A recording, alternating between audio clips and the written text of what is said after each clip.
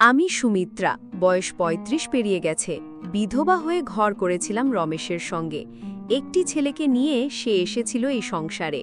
আমি কখনো ভাবিনি যে সম্পর্ক একসময় শুধুই দায়িত্ব ছিল, একদিন সেখানে আবেগ জড়িয়ে যাবে। রুদ্র আমার সৎ ছেলে, তখন কলেজে উঠেছে। মিষ্টি চেহারা, চোখে গভীর ভাবনা, অথচ সবসময় মুখ গোমরা।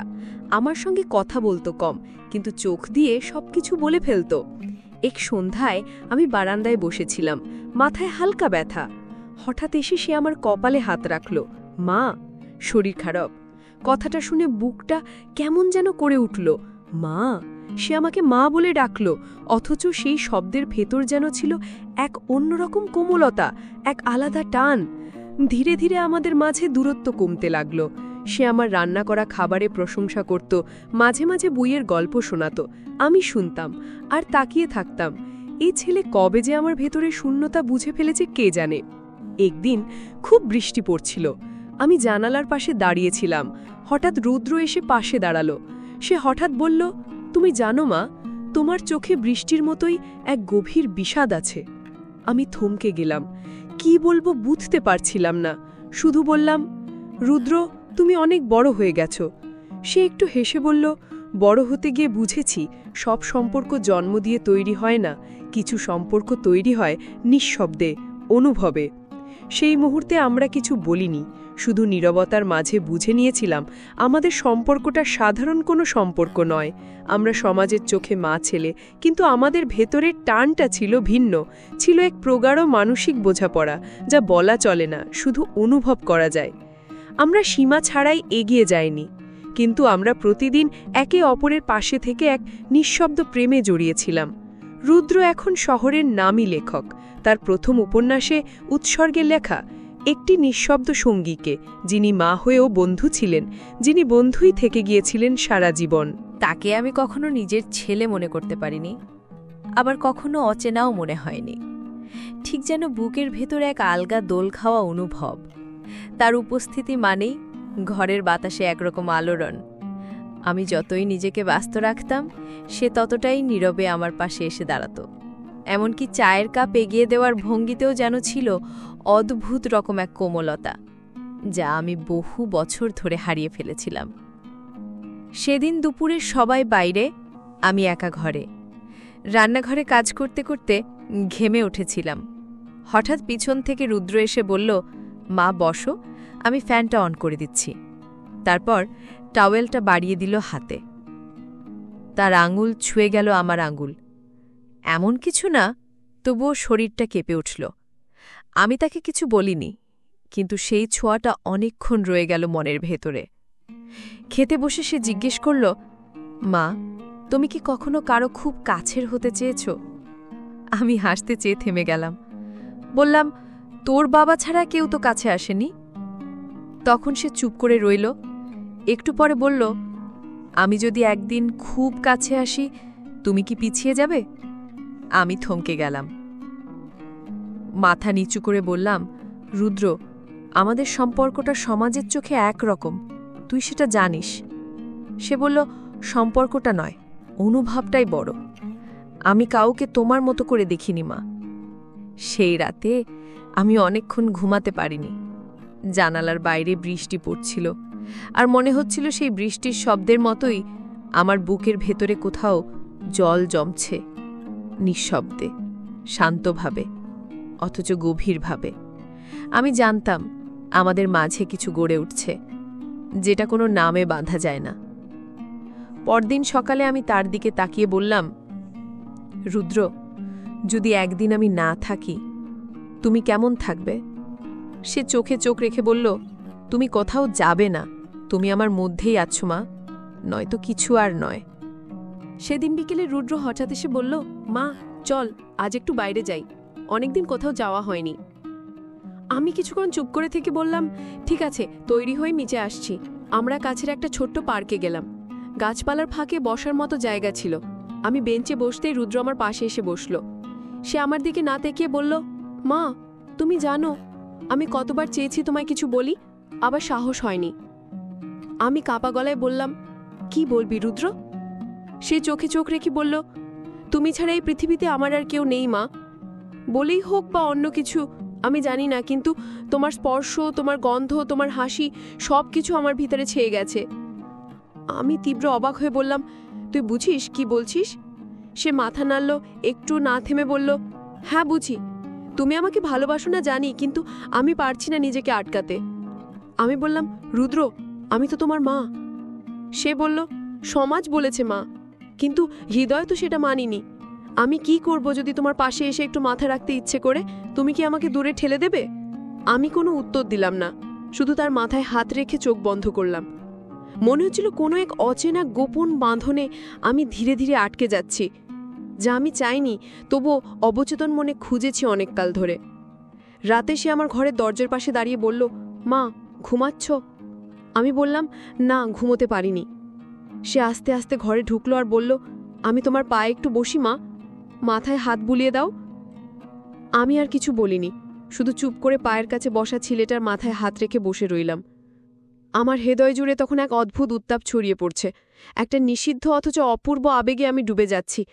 জানি না এই পথ কোথায় নিয়ে যাবে, তবু এই অনুভবের কাছে আমি সেদিন হেরে গিয়েছিলাম, নিঃশব্দে, নিভৃতে। তার পরের দিনটা ছিল অদ্ভুত একরকম। রুদ্র যেন কিছু বলতে চায়, আবার যেন নিজের ভেতরে কিছু চেপে রাখে। আমারও ভিতরটা কাঁপছিল, ঠিক যেন একটা টানা পড়েন যার কোনো দিশা নেই। দুপুরে আমি রান্নাঘরে ছিলাম, হঠাৎ পিছন থেকে রুদ্র এসে বলল, মা, আমি তোমার জন্য একটা কবিতা লিখেছি, শুনবে? আমি তার চোখের দিকে তাকাতে সাহস পেলাম না। বললাম, শোনাও।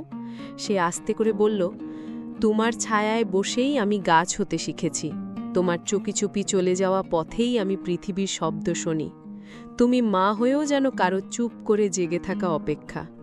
আমি স্তব্ধ হয়ে গেলাম। বুঝলাম ও কেবল আমার প্রতি একটা অনুভবেই বেঁধে নেই, বরং আমাকে নিয়ে ওর ভেতরে এক গভীর রকম ভালোবাসা জমে আছে, যেটা না বলা থাকলেও কেবল চোখেই বোঝা যায়।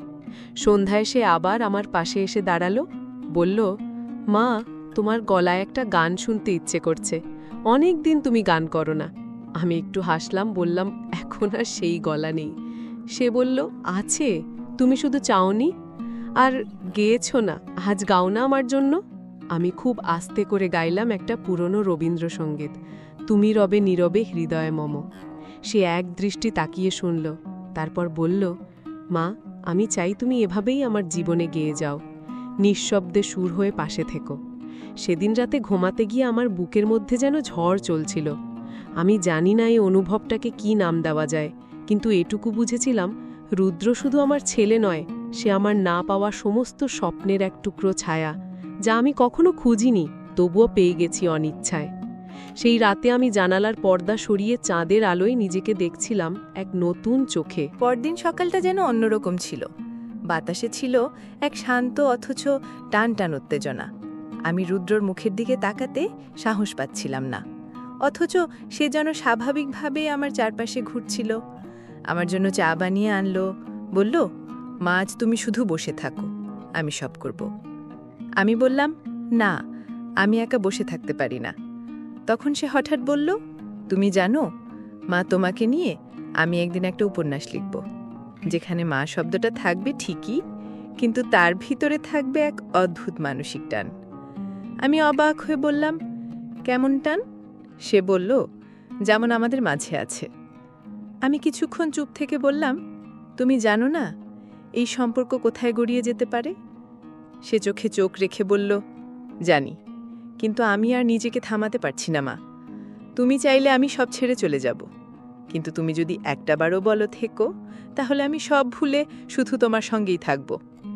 আমি বুঝলাম, ছেলেটা আর শুধু ছেলে নেই, ও এখন একটা পরিণত হৃদয়ের মানুষ, যে ভালোবাসার জন্য সমাজকে ভয় পায় না। আমার বুক কেঁপে উঠল। আমি বললাম, রুদ্র, আমরা যদি ভেতরের টানটাকে স্বীকার করি, তবুও বাইরের জগতে আমাদের ছাড়বে না। শাস্তি করে বলল, তাই তো, তোমার ভেতরেই আমি একটা ছোট্ট জগৎ বানাতে চাই, যেখানে তুমি, আমি আর আমাদের অনুভব থাকবে। আমি আর কিছু বলতে পারিনি, শুধু চুপ করে ওর হাতে হাত রাখলাম। সেদিন বিকেলে সে আমার জন্য একটা লাল শাড়ি আনলো, বলল, মা, তুমি আজ এটা পরে চুলটা খোলা রেখো। আমি অবাক হয়ে বললাম, কেন? সে বলল, আজ তোমার চোখে তাকিয়ে একটা ছবি আঁকব, শুধু আমার মনে তুমি যেমন থাকো। আমি বললাম, রুদ্র, এই অনুভবটা কি একতরফা, না দুজনেই হারিয়ে যাচ্ছি? সে আস্তে করে বলল, আমরা দুজনেই হারিয়েছি নিজেদের, ঠিক একে অপরের মধ্যে। সেদিন রাতে আমি আয়নার সামনে দাঁড়িয়েছিলাম, লাল শাড়ি পরে চুল খোলা। আমার নিজের প্রতিচ্ছবি যেন নিজেই চিনতে পারছিলাম না। কে এই নারী যে এতকাল অন্যদের জন্য বেঁচেছে? আজ সে নিজের মতো করে নিজেকে দেখছে, আর তার পাশে দাঁড়িয়ে এক তরুণ, চোখে ভালোবাসার আলো নিয়ে শুধু বলে যাচ্ছিল, তুমি সত্যি অপূর্ব মা। সেই রাতে ঘরে যেন এক অদ্ভুত নিঃশব্দ আলো ছিল। বাতাসে ছিল একরকম উত্তেজনা, অথচ তার মধ্যে ছিল গভীর প্রশান্তি। রুদ্র আমার পাশে এসে দাঁড়িয়ে বলল, মা, আজ আমি আর কোনো প্রশ্ন করব না, শুধু চাই তোমার মুখে একবার শুনতে তুমি কি অনুভব করো। আমি ওর চোখে চোখ রাখলাম, বললাম, রুদ্র, আমি জানি আমরা যা অনুভব করি তা সমাজের চোখে অপরাধ, কিন্তু আমার হৃদয়ের ভিতরে তুমি কবে যে ঠাঁই করে নিয়েছ সেটা আমি বুঝতেই পারিনি। তুমি শুধু আমার সৎ ছেলে নাও, তুমি আমার একান্ত নিজের একটা অস্তিত্ব, যার স্পর্শে আমি জীবনের স্বাদ পেয়েছি। সে আমার হাত ধরে বলল, আমি কখনো চাইনি কিছু দাবি করতে, শুধু চাই ছেলে যেন পাশে থাকো। আমি বললাম, রুদ্র, আমি চেয়েছি নিজেকে আটকে রাখতে, কিন্তু তোমার মমতা, তোমার গভীর চোখ আমার বুকের সব কষ্টকে গলিয়ে দিয়েছে। আমি ভেঙে গেছি রুদ্র, আমি তোমায় ভালোবেসে ফেলেছি। সে হঠাৎ আমার কপালে আলতো চুমু দিল, বলল, তুমি আমার মা নও, তুমি আমার জীবনের সেই মানুষ যাকে আমি একদিন স্বপ্নেও কল্পনা করিনি, অথচ আজ পেয়েছি। আমি চোখও বুজে বললাম, আজ থেকে আমরা আর কোনো নামের ভেতর থাকব না, শুধু অনুভবে থাকব, তুমি, আমি আর আমাদের নিঃশব্দ ভালোবাসা। সেদিন রাতে আমি ওর কাঁধে মাথা রেখে ঘুমিয়ে পড়েছিলাম। জানি না কখন ঘুম এসেছিল, শুধু জানি অনেক বছর পর নিজের হৃদয়ের সমস্ত ভার নামিয়ে রেখে নিঃশ্বাস নিতে পেরেছিলাম। সকালবেলা রুদ্র আমার হাত ধরে বলল, মা, না বলি না ভালোবাসা বলি তাতে কিছু যায় আসে না, তুমি শুধু থেকো। আমি বললাম, আমি ছিলাম, আছি, থাকব। ঠিক এই অনুভবের আড়ালেই আমাদের জীবনের মানে লুকিয়েছিল। সেই দিন থেকে রুদ্র আমার জীবনে শুধু ছেলে নয়, সে আমার সঙ্গী, আমার আশ্রয় হয়ে উঠল। আর আমি তার চোখে রয়ে গেলাম এক এমন নারী হয়ে, যাকে ভালোবাসা গেছে নিঃশব্দে, আবেগে, অভিপ্রায়, কিন্তু শব্দহীনতায় সেই প্রেমটাই হয়ে উঠেছে আগুনের মতো উষ্ণ, অথচ আকাশের মতো নীল। নিঃশব্দে বাঁধা বন্ধুরা, ভিডিওটি কেমন লাগলো অবশ্যই জানিও লাইক করে। আর এই ধরনের ভিডিও দেখতে হলে লাইক ও শেয়ার করে চ্যানেলটি সাবস্ক্রাইব করে পাশে থেকো, যাতে পরবর্তী ভিডিওর নোটিফিকেশন খুব সহজেই পেয়ে যাবে। ভালো থাকবেন, সুস্থ থাকবেন, দেখা হবে পরের এক ধামাকাদার ভিডিওর সাথে।